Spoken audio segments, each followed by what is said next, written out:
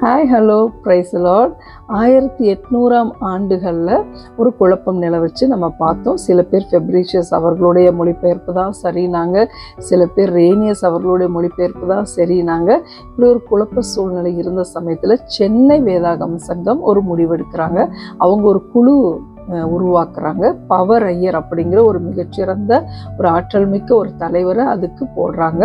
அவங்க என்ன பண்ணாங்கன்னா, மற்ற சபைகளிலிருந்து எல்லா பிரதிநிதிகளையும் வர வச்சு ஆலோசனை செஞ்சாங்க. அவங்க எழுதின அந்த டிரான்ஸ்லேஷனை அந்த சபைகளுக்கு அனுப்பி, உங்களோட ஒப்பீனியன் சொல்லுங்கள், கரெக்ஷன் சொல்லுங்கள் அப்படின்னு ஒவ்வொரு சபைக்கா அவங்க அனுப்பிச்சு அதை வாங்கி அவங்களோட கரெக்ஷன்ஸையும் நல்லபடியாக எடுத்துக்கிட்டாங்க.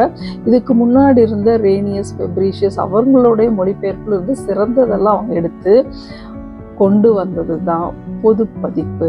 அதாவது இன்னொரு பேர் ஐக்கிய திருப்புதல், யூனியன் வெர்ஷன். அதுதான் நம்ம கையில் இருக்கிற இந்த வேதாகமம். இந்த வேதாகமத்தோட இடத்த இன்னும் எந்த திருப்புதலும் பிடிக்கல. இதுதான் இப்போ ரொம்ப நடைமுறையில் ரொம்ப அதிகமாக பயன்படுத்துகிறாங்க. வாங்க இன்னைக்கு வசனத்துக்குள்ள போகலாம்.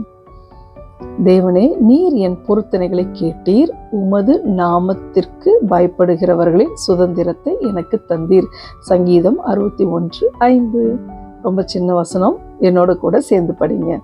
தேவனே, நீர் என் பொருத்தனைகளை கேட்டீர். சொல்லுங்க, தேவனே நீர் என் பொருத்தனைகளை கேட்டீர். தேவனே நீர் என் பொருத்தனைகளை கேட்டீர். தேவனே நீர் என் பொருத்தனைகளை கேட்டீர். சூப்பர். அடுத்தது, உமது நாமத்திற்கு பயப்படுகிறவர்களின் சுதந்திரத்தை எனக்கு தந்தீர். உமது நாமத்திற்கு பயப்படுகிறவர்களின் சுதந்திரத்தை எனக்கு தந்தீர். சொல்லுங்க, உமது நாமத்திற்கு பயப்படுகிறவர்களின் சுதந்திரத்தை எனக்கு தந்தீர். சொல்லுங்க, உமது நாமத்திற்கு பயப்படுகிறவர்களின் சுதந்திரத்தை எனக்கு தந்தீர். சேர்ந்து சொல்லாங்களா?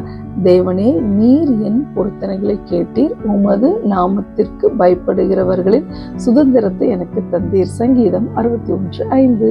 Very good. ஆமாங்க, யோபு பற்றி சொல்லும் பொழுது, உத்தமனும் சன்மார்கனும் தேவனுக்கு பயந்து பொல்லாப்புக்கு விலகிறவனுமா இருந்தான் அப்படின்னு போடப்பட்டிருக்கு. அவன் தேவனுக்கு பயந்து நடந்ததுனால அவனுக்கு 2 மடங்கு ஆசீர்வாதம் கிடைச்சுங்க. இந்த வசனமும் சொல்லுது, கர்த்தருக்கு பயப்படுகிறவருக்குன்னு ஆண்டவர் ஒரு சுதந்திரத்தை, ஒரு ஆசீர்வாதத்தை வச்சிருக்காரு, எக்ஸ்ட்ரா வச்சிருக்கிறாரு. அதை பெற்றுக்கொள்ளணும்னா கர்த்தருக்கு பயந்த ஒரு வாழ்க்கையை நம்ம வாழணும். கர்த்தருக்கு பயந்து வாழுவோம், சுதந்திரத்தை பெற்றுக்கொள்வோம். நாளைக்கு இன்னொரு வசனத்தோட உங்களை நான் பார்க்குறேன். டாடா, பாய் பாய். வேதம் என் மன மகிழ்ச்சி.